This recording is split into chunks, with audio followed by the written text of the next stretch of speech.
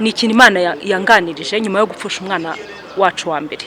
Mpita mbona bababyeyi, thank you, mpita mbona bababyeyi, wa mubyeyi wari utwita amezi 9 agiye kubyara abyaye umwana, aho kuvuza impundu abantu baratangira kuvuga ati sorry, izo challenges. Numva rero ya nkuru nziza Kristo yavuze ngo mugende muhumuriza abantu banjye. Shayira ni inkuru yatubabaje cyane, ariko amakuru nyine nayavuzwe kuriya ntago bigeze bahamya neza ko yiyahuye, nta nubwo bigeze banavuga yuko yishwe, ni ibintu byaheze aho ngaho mperukira. Gusa kuri iyi si umuntu yagiye aba yagiye, tuba dukwiye kubyakira, gusa naruhukire mu mahoro. Akantu nabonye ushobora kuba wandikisha imoso Robin ntunkomeretse ndabibonye. Hanyuma uravuze ati abantu baguhotera bakubuza uko wimereye wowe ubwawe. Ni ukuvuga ngo narakubiswe hahandi, kuvuga ngo wumve iyo trauma kuvuka Imana ifite ukuntu yagusetinze, hanyuma umuntu akaza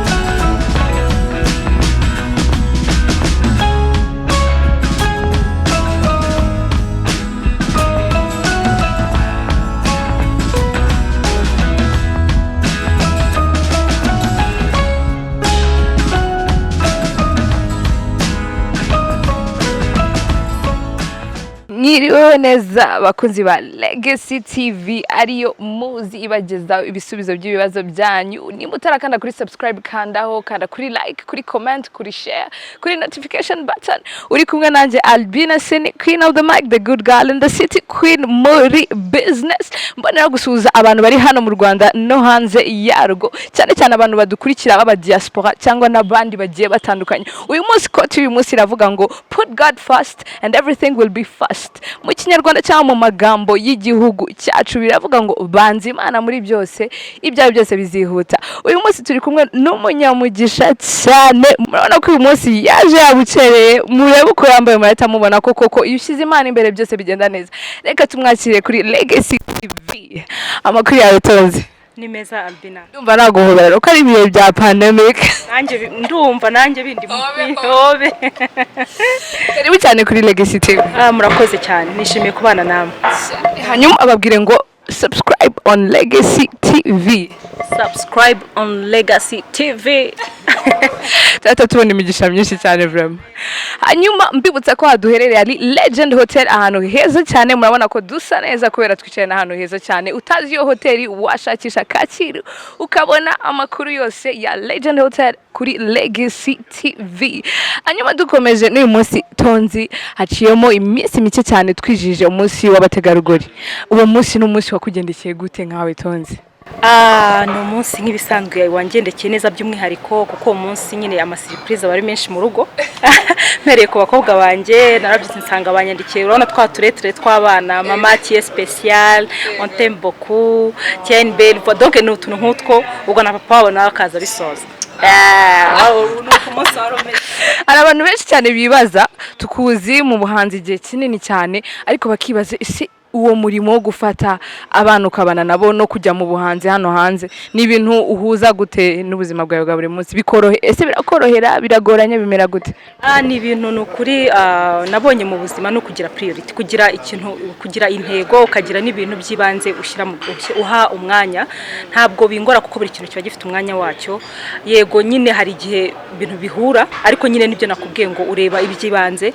Navuga ngo abana ngira umwanya wabo, umutware, urugo, ministry, akazi, kandi byose bikagenda neza. Iyo turabanyembaraga, navuga ngo turabanyembaraga iyo bashije kumenya imbaraga ufite muri wowe, ikintu ukagira discipline. Iyo ufite discipline mu buzima bibasha no gutuma kubahiriza igihe byanyu byose wakoraga bibasha kugenda neza. Hanyuma uravuze uti umutware, urugo n'ibindi nk'ibyo. Hari ibintu bizwi cyane mu buryo bwa gikristo hano hanze. Iyo umuntu ari umukristo, ari umukobwa se cyangwa se wenda yarabyariye no mu rugo, benshi iyo bari abakristo batavuga ngo reka twihutire gushaka. Niko we byakugendekeye cyangwa igihe cyari cyageze uravuga uti ngiye nka Tonzi reka nshake? Oya ni ukuri, ni igihe cy'Imana cyari cyageze, nanjye nk'undi mukobwa narakundanye, ndateretswa koko, ndabenga koko, ndemera koko, ibintu nk'ibyo byose. Ariko nyine igihe cy'Imana iyo kigeze ni process, ujya kubona ukabona igihe gikwiriye kigeze, wa wundi wawe n'ubundi birahura ukabona ko ari cyo gihe. Navuga kuri njyewe ni igihe cy'Imana cyari kigeze, kuko n'umugabo wanjye twabanye igihe kinini cyane, hafi imyaka 8 tuziranye ku ishuri, ari umufana, arambwira ati umva urarenze nawe no mukristo nkawe. Yego no mukristo, rero urumva dushiduka twakundanye. Abana abantu benshi cyane barabibona muri social media, abana babiri b'abakobwa beza, hahitazamo ikibazo cyo kwibaza kuki uriya mwana wifuje ko wajya kumubyarira muri Amerika. Hari abantu batavuga ngo ni visa, ngo wenda ngo ni nationalité, ibibazo bikaza mu mitwe y'abantu bigiye bitandukanye. Wowe gufata urugendo ukavuga uti ngiye kubyarira umwana muri Amerika yari kubera iki? Ni igihe ntabwo ari ibintu wicara ngo upange, ni cyagiye. Ni nko uyu munsi utaruzi ko turi bukore ikiganiro hano kuri Legend Hotel, ni igihe kigera ukabona ko nyine nuko ni nk'amugeze utemba w'ubuzima.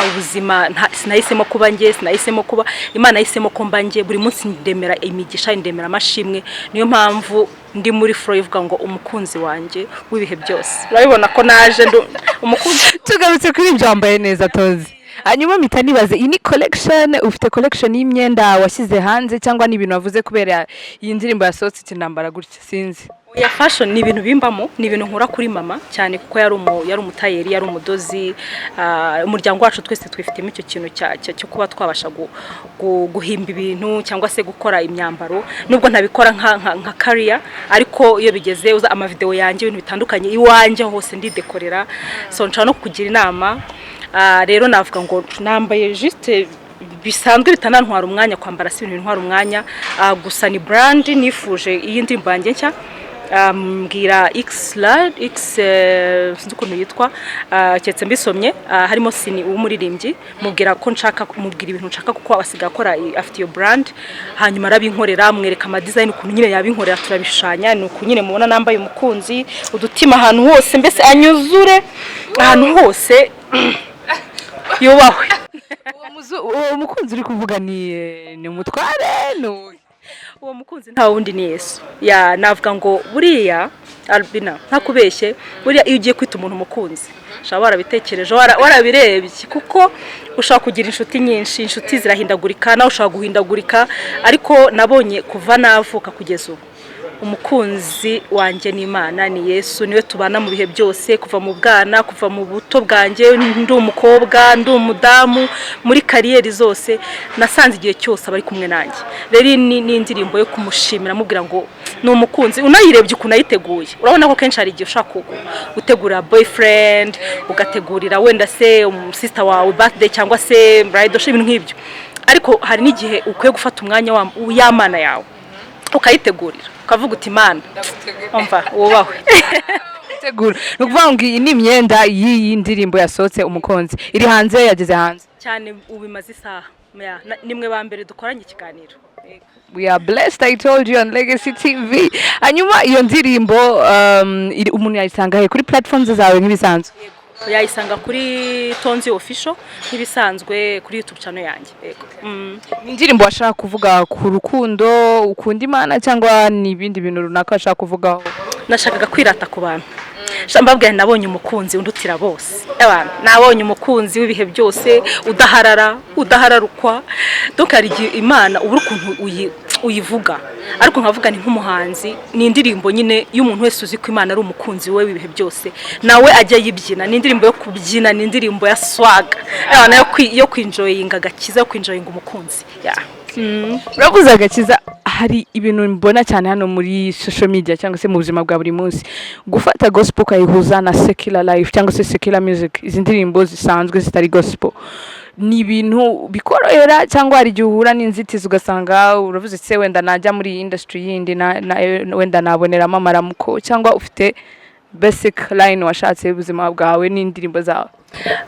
Ngiye rero buriya niba uko Bibiliya ni inshuti yanjye njya nyisoma kuva mu itangiro iremwa uko Imana yagirema umunsi wa mbere irema mucyo isanzure inyanja barabara igeze ku muntu iramwitondera buri muntu wese rero Imana azanye ku isi ni umwihariko yamuhaye package yamuhaye impamba y'ikintu azakora kikamubeshaho kandi kikazana ubwiza mu isi rero hari ukuntu abantu sinzi abantu bajya bazana ibintu by'imyumvire byo gutandukanya abantu byo gukora amakaritsiye bamwe ukumva ko urenze no twese turi mu isi kubera ko Imana yabishatse kandi turema mu bwiza bwayo buri muntu wese imuha impano albino uyu munsi twese tubaye abaririmbyi isi ntabwo yaryo ndagukeneye uyu munsi niyo mpamvu ndi kuri Legacy TV uri umunyamakuru undi ari kuri kamera undi n'umufundi undi nawe ashaka kugira inspiration ivuga ku buzima akavuga urukundo akavuga kwibohora undi akaririmba twidagadure undi akaririmba so ntekereza ko dukwiye kujya twubahana mu mwihariko wa buri muntu kubera ko niko Imana yabiremye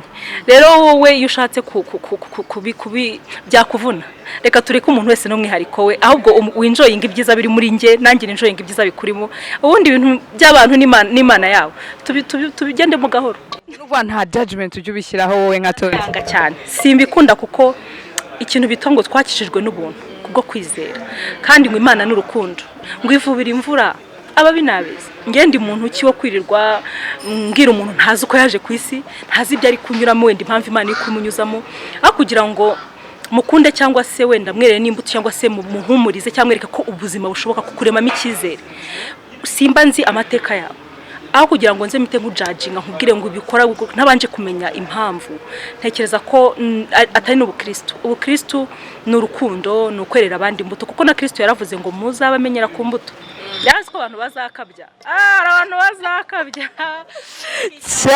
cyane mitana nibaza ibyo biteye amatsiko umuntu ashaka kwita yibaza ese ushaka kuba wakora wenda iyi gospel modern gospel ukora ukayihuza n'undi muntu ukora secular ntacyo byagutwara nka Tonzi jewe ikintu cya mbere nitaho ni message ngiye ikintu cyose cyantandukanya n'umuntu n'ikiremwa muntu ku mpamvu nziza ntabwo njya nkemera umuntu niwe wagaciro kuri nge ko niwe dusa niwe umuntu ninge umuntu n'inkundi rero uje ukambwira ngo Tonze ngo dukorane indirimbo mbanza kureba message ivuga iki iyo message namara kubona ko ari message ifatika tukayikora mfite na collab vuba cyane nyuma y'umukunzi turaje nama collab y'abantu beza they have to stay tuned definitely hanyuma hari akabazo k'amatsiko hari umuntu muherutse aciyemo igihe gukorana indirimbo nyuma yitaba Imana Papa Dennis hari amakuru abaramenye ya nyuma ya kuriya kwiyahura cyangwa se hari ibindi bintu babimenyeho nyuma y'uko mukoranye Shahira ni inkuru yatubabaje cyane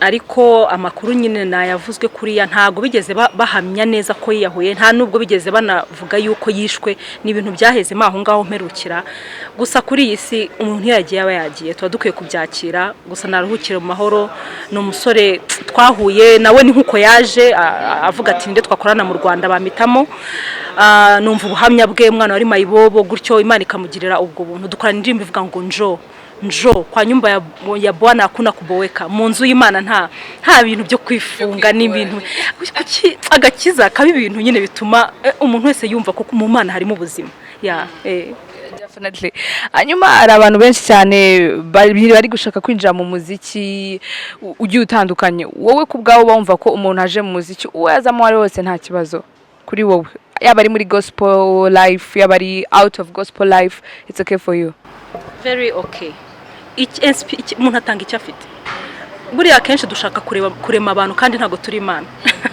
Imana ishobora kuba iri gushyiramo umuntu wenda message ivuga ngo tureke guhohoterana ngewe nashaka kuba inspiration itahitiza vuba ariko akaba rundi kandi ibyo ni ibintu tubana mu buzima bwa buri munsi undi akaririmba ati ndabona indabyo ari nziza undi ati nkunda cyane ibyo bintu bitwaye iki kuko hari ukuntu mu buhanzi cyangwa kuririmba ni ikintu abantu bakunda kuvuga cyane ariko ugiye kura mu buzima busanzwe turabana muri quartier turavuhahira mu masoko amwe nguhahira ntazi uburiwe ntazi nawe usengera bikwereka ko kuba uri umuntu icyambere nuko dukundana tukareba ibyiza nka kubonamo ibyiza nayo ibindi bidutandukanya ngo sengera aha undi ngo yavuye aha ibyo ni utuntu tw'amafuti kuko umuntu niwe wagaciro yego ni agaciro. Dukomeze cyane, hari ibintu byagiye bigaragara, ukunda gukora indirimbo ukazita utuzina tugufi tworoheye abantu abo ari bo bose. Inspiration yawe cyangwa se uwo muhate wo kwandika ukurahe? Ni ibintu barateguye mbere, ufite aho ubirebera, bigenda gute? Buriya rero ubuhanzi ni nk'ubusazi. Dushaka kuba twicaranye hano indirimbo ikanzamo ijambo rikaguma rigaruka nkumva bimbanye binini. Navuga ngo ntabwo ubuhanzi kuva no mu buto bwanjye ntabwo ndicara ngo mvuge ngo ngiye guhimba. Ni ibintu mba ndyamye cyandi kugenda nkumva message igumye nzamo nkumva ndi kuganira na Mwuka Wera, nkumva ari nk'ibintu ari kumishurira.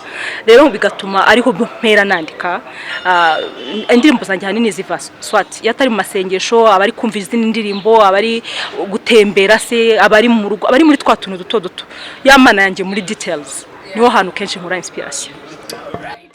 Dukomeza, ese hanze ya music, ya gospel music ukora umunsi ku wundi, hari ibindi bintu ujya ukora nka Tonzi ukavuga uti mbishyize hanze abantu babindebereho nk'umurage cyangwa se nk'urugero? Ni byinshi ngiye nkunda gukora ibintu bindimo, wenda wowe bikaba byagufasha ko ntabikoze mvuga ngo abantu bandebe cyangwa iki, kuko cyane cyane nk'ibikorwa byo gufasha. Mfite NGO yitwa birashoboka dufatanyije, yita ku bana bafite ubumuga, aho dushakisha impano zabo kugira ngo tubafashe nabo kwibona nk'abandi bana babe mu burenganzira bwabo. Kenshi mbibamo umunsi ku munsi. Ikindi tukaba dufite na company Alpha Entertainment. Ikindi muri birashoboka dufitemo abahanzi bazwi, hari nka Alexandre Renko, ni umuhanzi ufite ubumuga kutabona, ariko uyu munsi amaze kugira indirimbo nyinshi. Abo bose rero tuba tuvuga ngo icyo nshoboye nawe ushoboye, tubafashe nabo kwibona mu muryango mugari, tubona abahanzi bakomeye atari kuvuga ngo nuko bafite ubumuga, bwo nuko bashoboye, tubona umuntu wese nkundi. Hari uburyo runaka ujya uvuga uti njyewe ndafashije na Alpha Entertainment igihe mirafashije, ese hari ubundi bufasha hanze ugenda ubona cyangwa na n'ubu biri ku mutwe wawe, biri ku mugongo wawe n'Imana yawe? Buriya njye ikintu cya mbere navuga ngo nshimira Imana, buri gihe yaguhaye vision izana na provision. Abantu benshi bashaka kwibona mu buryo bwifatika gusa, ariko no kubona abantu bemera icyo ukora, abantu mufatanye bakubwira ngo turi kumwe, komerezaho. Burya navuga ngo ni ikintu gikomeye cyane, kugira Imana ikagushyiramo ishurirwa none ikajya no muri reality, donc igafatika, ukabona bya bintu watangiye uri wenyine ahantu abantu batabona, birabasha gutanga umusaruro. Navuga ngo ni ikintu gitangaje. Harimo abafatanya bikorwa bagiye batandukanye, ariko cyane cyane navuga ngo ni bano bana bafite ubumuga n'imiryango yabo, nibo ba mbere nibo beneficiaries bacu, kuko nibo dukorera ubuvugizi. Umuntu wese Imana igenda izana, ntabwo dukora, ntabwo mbitangirana bikoze mvuga ngo n'umushinga ngiye kwandika. Ni ikintu Imana yanganirije nyuma yo gupfusha umwana wacu wa mbere. Mpita mbona bababyeyi, thank you, mpita mbona bababyeyi, wa mubyeyi wari utwita amezi 9 agiye kubyara, abyaye umwana, aho kuvuza impundu abantu batangiye kuvuga ati sorry, izo challenges. Numva rero ya nkuru nziza Kristo yavuze ngo mugende muhumuriza abantu banjye. Nkumva ni iki nakora mu buhanzi bwanjye cyangwa se no mu rukundo Imana yanshyizemo wo kujya kuri wa muntu bikeneye, wa muntu ushaka kubwira ijambo ry'Imana, amarangamutima ye akavayo, akongera akigirira icyizere na wa mwana. Kandi buriya erega nuko abantu dukunda gutinda ku bandi, buriya ntago ushoboye byose, nanjye sinshoboye byose. Nuri ufite ubumuga nawe ntashoboye byose, ariko hari icyo ashoboye, cya kindi ashoboye. Ngira ngo wenda muzana dusura, hari amasupra bajya bakora, hari utunigi nk'aka nambaye nibo badukora. Utu twose rero mbasha kutuyara mu murikabikorwa hanze y'u Rwanda, hano mu gihugu mu murikabikorwa abantu bakabigura, ya mafaranga akabasha kongera kubafasha. Uretse ko covid yaje igasa nkaho isubije ibintu byose inyuma, ariko buri hantu hari urukundo n'amagambo meza. Nshimira n'igihugu cyacu ko cyagiye kigerageza gufatanya n'inzego zigiye zitandukanye kugira ngo babafite ubumuga aho bari mu mirenge, mu midugudu, kuko n'ubundi usanga benshi baturuka mu miryango ikennye kubera za ngaruka bagizweho no wa mwana kuvukira muri wa muryango. Yego Tonzi, nje kubwanjye nka Albina ndikumva ari nkaho uri marayika murinzi. Nta kintu ujye uvuga uti iki kintu ndakizi ni defo yanjye cyangwa se nicyo kibi cyanjye, kuko umuntu uri kumva uko biri kose n'umuntu ukurikiranye uko wazamutse aho wahereye hasi, unako ibikorwa byawe byose biri clean, niko navuga. Nta kintu uvuga uti nkanjye nka Tonzi iki ngiki vraiment swati ni defo yanjye murangwana nayo, cyangwa se ni ikintu ubona kimbogamizi? Ikintu niyiziho ko umuntu agenda akura, ngira ishyaka ryinshi, ni defo.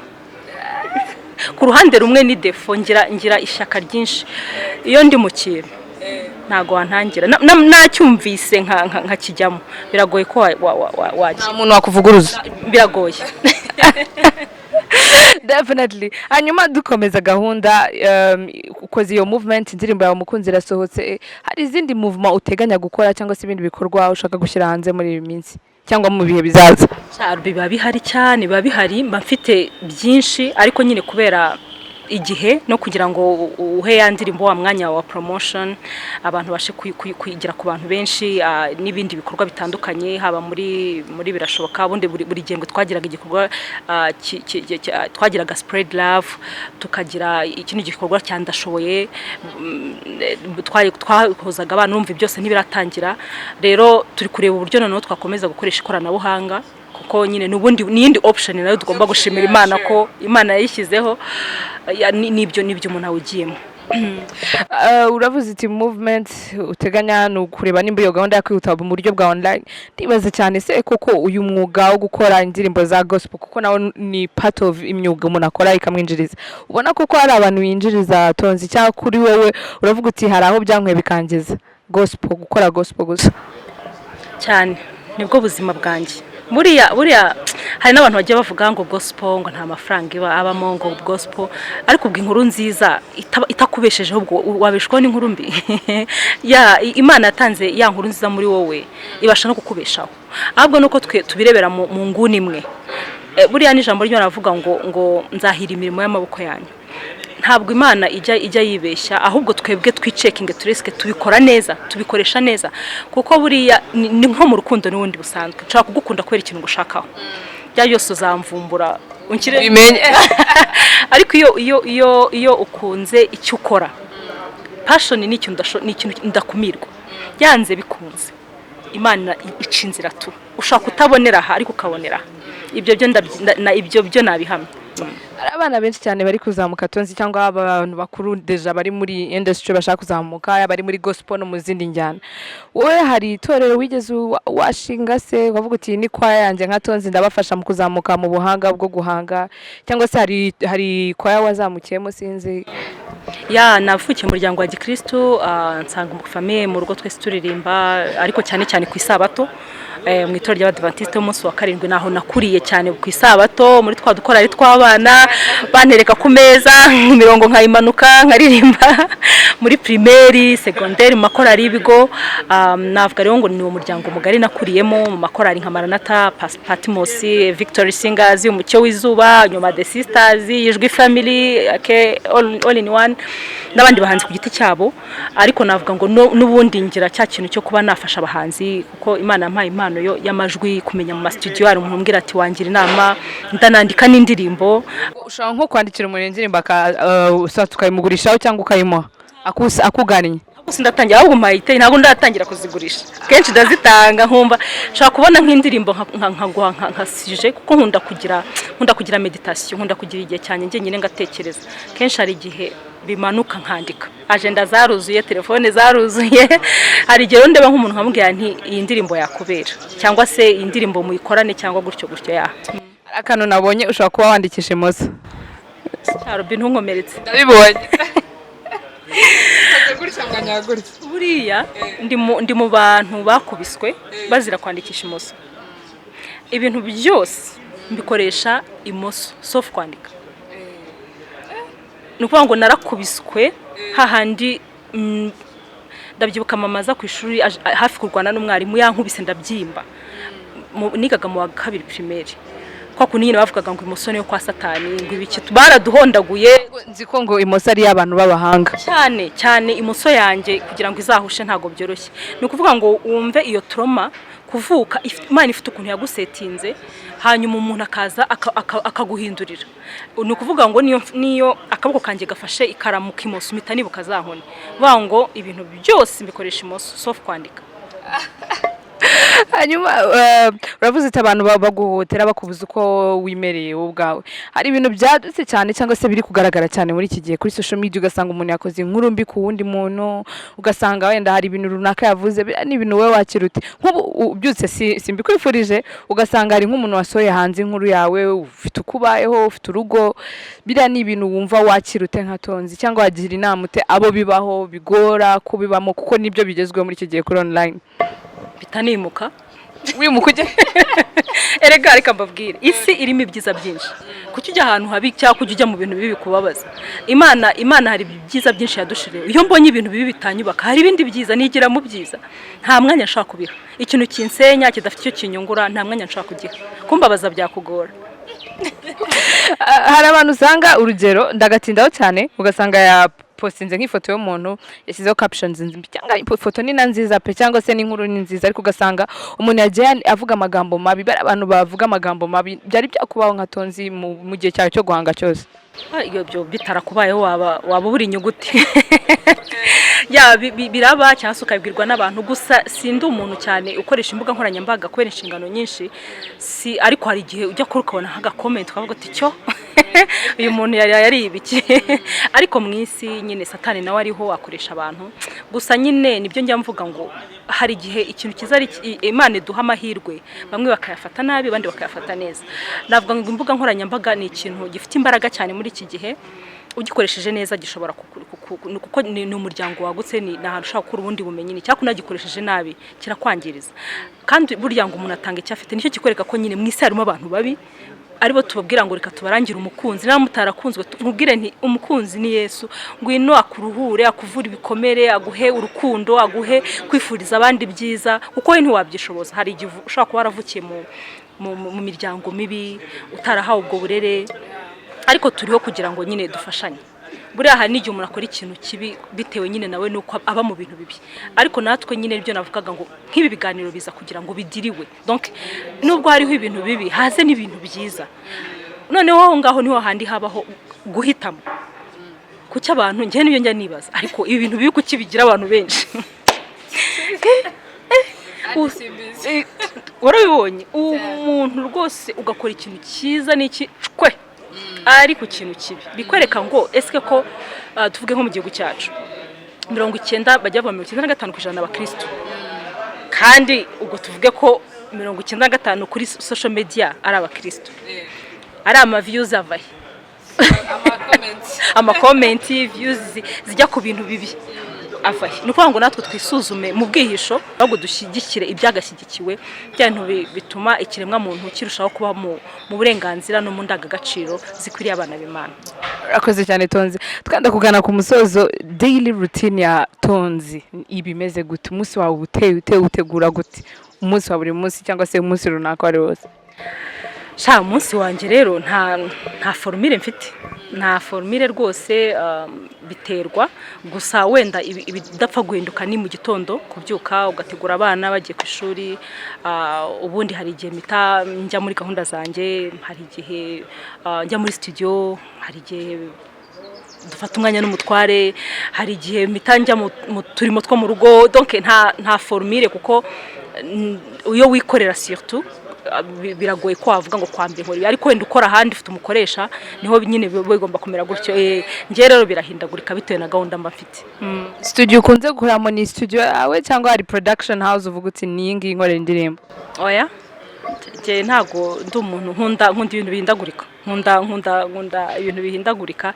Iyo nzi ngo ni umuproducer mwiza, surtout ndeba kuri quality na discipline, kuko igihe ni ikintu mfuhira cyane, kuko mfite inshingano nyinshi. Iyo umuntu anyiciye igihe sha umpemukiye, kuko bituma nica nanjye ibindi. Rero ndeba wa mu producer uri wumvikana, wumva ibindimo kandi umpa agaciro, tugakora cyagihe yampaye nubwo ari bake,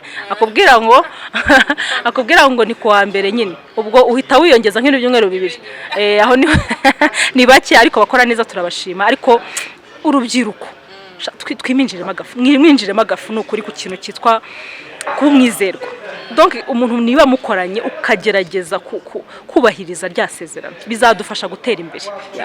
Usanga umuntu ari mufitanye gahunda wamuhamagara sa telefone irafunze akazaguhamagara nka nyuma aza akakubwira ngo narendebye agaseri ngo ibitotsi ngo nshiduka bunyereyeho really excuse idafatika mwarangiza ngo iki ngo umugati ngo wabuze Tonzi urabuze umugati ibi bihe umugati waranabuze ibihe bya pandemic biragoye wowe urabona umugati uri kuboneka Tonzi buriya Albina Imana ibeshaho niyo mpamvu itubwira ngo tuyizere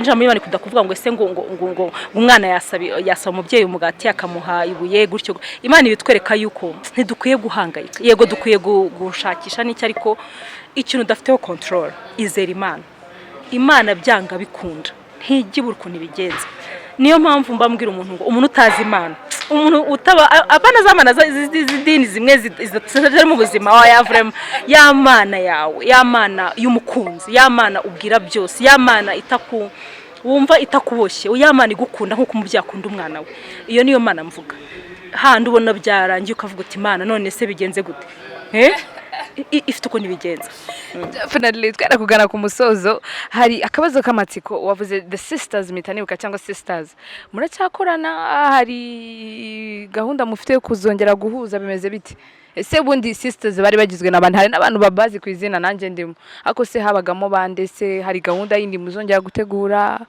erega buriya nibyo nakubwiye ngo force adapter kumenya igihe nyine igihe cyageze turahura nk'abakobwa navuga ngo b'influencaga muri carrière solo mu maeglise n'ibiki byose turihuza kugira ngo duhane imbaraga kandi twabigezeho gusa biragoye ko no mu ijambo y'Imana ngo abantu babiri bagendana badahuje suko tudakundana suko tudafashanya ahubwo realite zanjye cyangwa se vision yanjye ngiye wenda ndi mu na voyage cyase ndi mu kazi hanze undi ari mu ishuri undi ara buriya iyo abantu bakiri hamwe mukiri mu mashuri nta zindi responsibility mu ruzayo n'amakorari n'abantu benshi n'abantu bagitangira amagroupe tujya tubibona mutangira mukora ariko iyo byageze hantu bamwe bageze gushaka abandi gushakwa byanga bikunda habaho gutandukana sino mu Rwanda gusa sinatwe gusa ni reality ariko icyo nshimira Imana nuko mu gihe cyacu iba yaraduhaye kuba abo mumaro hakaba hari ibikorwa byiza twakoze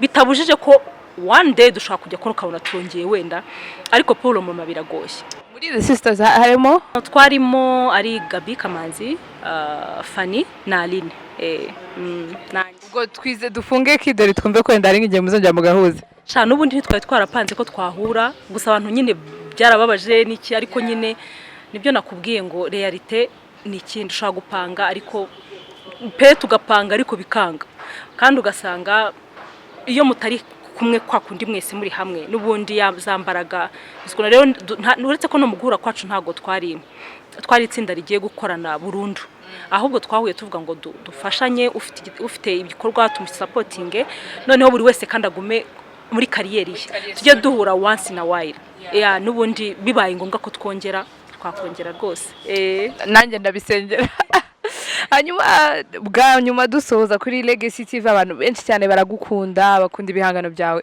bumvishe gato kuri akapera y'umukunzi ubatera amatsiko mbega umukunzi utagereranywa inshuti nziza idahararuka oh na ya ni Yesu ay